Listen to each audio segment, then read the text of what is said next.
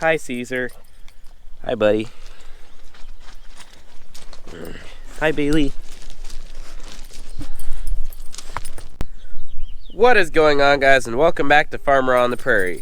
I have two puppies, a golden retriever and a standard poodle named Ceasar and Bailey, and I got them about 6 months ago, and they have been living in our garage ever since and being up around the house here. Well, they've been doing a lot of damage around the house, and Mama D isn't very happy about it. They love ripping up the landscape fabric, and I've only repaired it about 50 times. It is time for them to get evicted.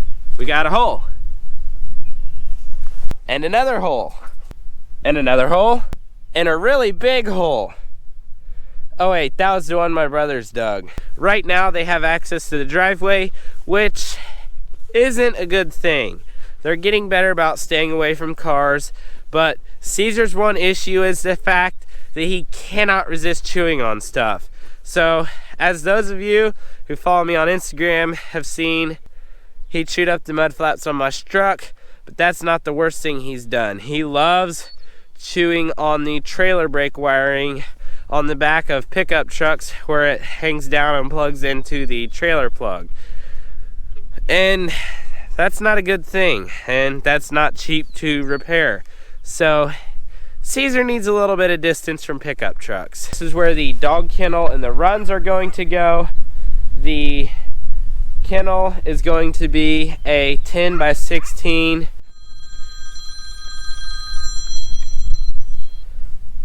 Hello? Hello? Don't you guys just love spam calls? It's going to have an area in the front that I can easily take care of my dogs.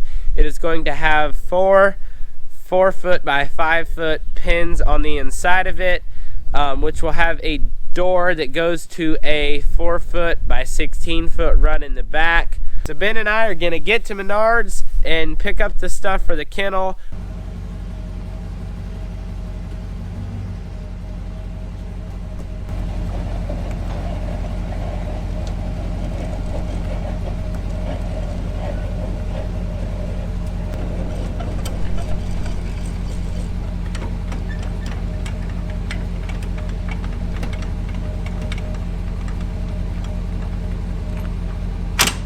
Well, Ben and I made it here to Menards. We're gonna head in and start getting some stuff. Well, actually, I have a really long list here of everything that we need, and it's probably gonna take a while, and then we gotta go out back and pick up a bunch of stuff. Okay guys, so Ben and I went in the store and picked up everything we need, and we got our order for outside here in the barn, and now we are going to be loading up all of our stuff out here in the barns.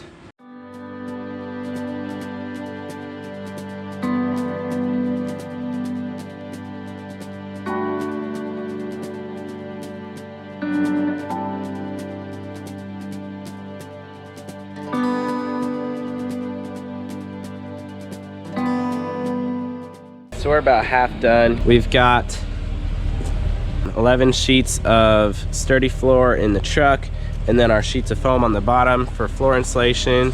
Our doors and windows will get put down later, but for right now they're up there.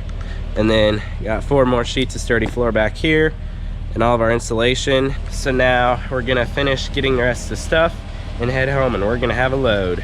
We got a lot of stuff, and now it's time to get it all unloaded.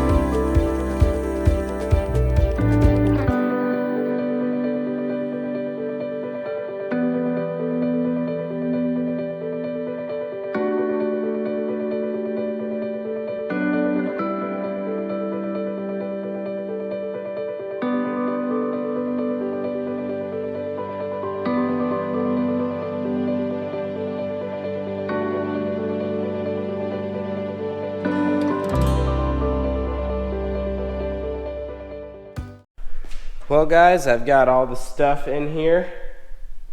One of the things that is going to be the first step in this process of redoing the dog area and putting in a new dog fence and a new dog building is I need to put in a cross fence in the perimeter fencing for the dogs. Somewhere right in here is the wire for the dog fence. I'm going to need to locate that and splice into that, and then I'm going to go across the yard all the way back to the other side there, and I'm going to splice in back there, so they're going to be restricted to the front yard and the backyard of the house, and they won't have their whole couple acre side yard. That will only be for a couple weeks though, and then they're going to get a very large area again. I'm going to go get the edger and our steel Kombi system and get to work. In order to do this project, we've needed a lawn edger for a while, have not got one, so we got a lawn edger for our steel Kombi system. It'll just go along and slice a nice slot in the ground with that blade, and we'll put the wire in that slot. Okay, so the underground wire should be right in between those two flags. Now that I have it marked there, I'm going to, as carefully as I possibly can, try and dig that up without harming the wire. Actually, scratch that. I'm going to take 3 flags and go over to the other side and mark it the same way, so in case I do cut the wire, I can still find the other side. So, 3 flags and a color, let's go.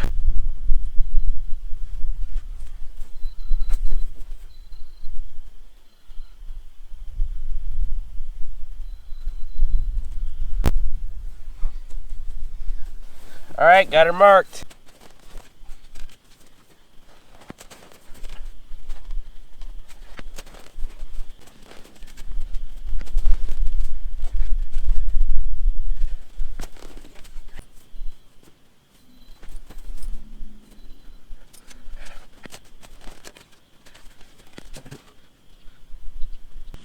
Well guys, after digging around a little bit, I found the wire. Not quite where I thought it was, but it's right here. So now I'm gonna go over to the other side and do the same thing with the shovel. Dug a little bit too far there, but... Oh, snap, I already broke it. Well, we found it really fast.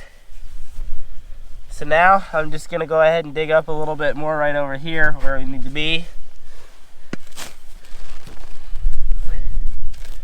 Right there's our wire. Now we better get started with the edger. I'm going to take the edger and I'm going to cut a slot in the ground. I'm going to unroll the wire beside the slot, and then once I do that, all I need to do is take a paint stick the same width as the edger was and push the wire down into the bottom of the slot. And then at some point I'll come through with the yard roller, and as soon as you roll it, it'll be closed back up like nothing was ever there. So I'm gonna get the Kombi head attached to the edger and go to work.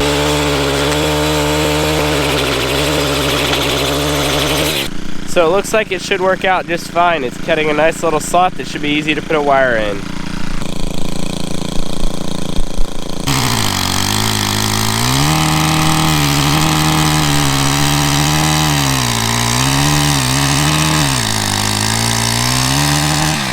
I've got the slot all cut in the yard, and I'm going to take my wire and unroll it, and then I'm going to use this paint mixing stick to slide the wire in the slot. There we go. And now I'm just going to stick my finger through it and unroll it. I've gone a few feet. Now I'm just going to start by taking the wire here, placing it down in the trench. Once I've got the wire down in the bottom of the trench, I'm just going to take this paint stick and attempt to push it down to the bottom of the trench.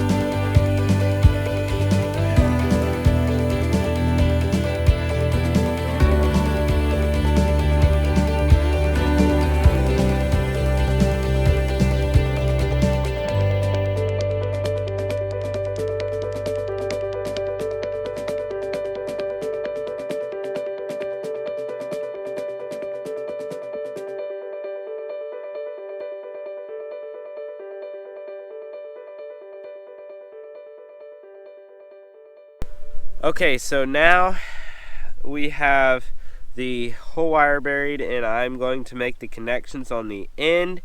And I'm just going to take my little cutter here, cut this wire,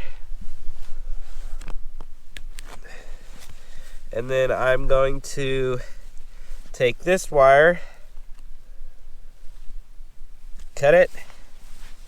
I'm going to strip them.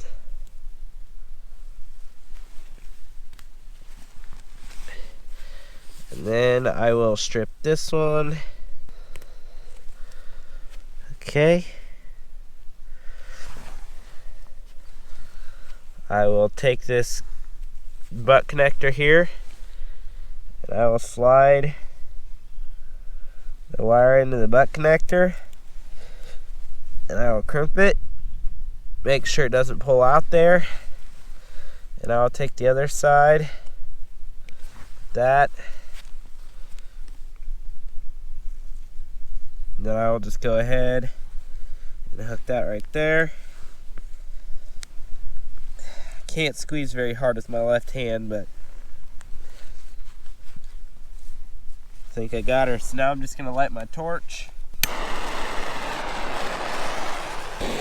I'm just going to heat up the butt connector here and seal the connection.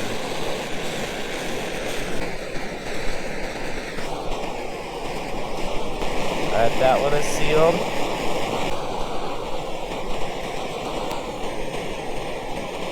Gotta get this one sealed up. Now I'll just stick it back down in the ground here.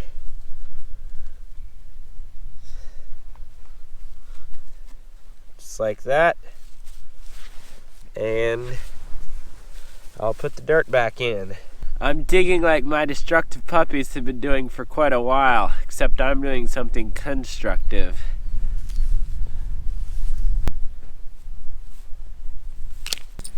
Okay, let's go get the other end sealed up.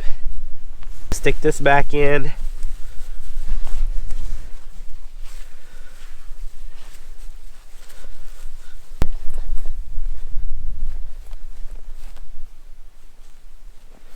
Okay, let's wind up the remainder of my wire here.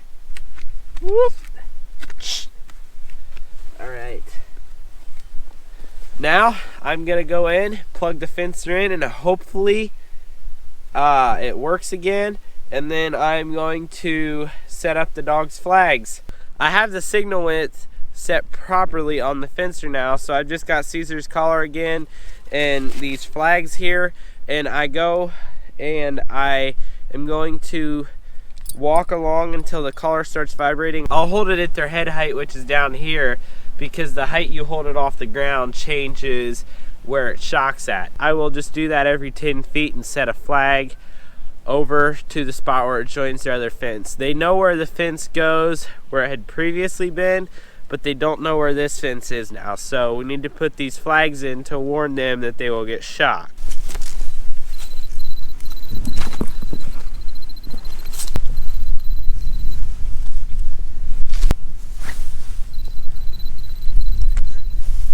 This pile of lumber, the pile of lumber over in the cold side of the shed, is going to get turned into a really, really big doghouse. That is all for today's video. Thanks for watching. Please be sure to give it a big old thumbs up, and I will see y'all next time.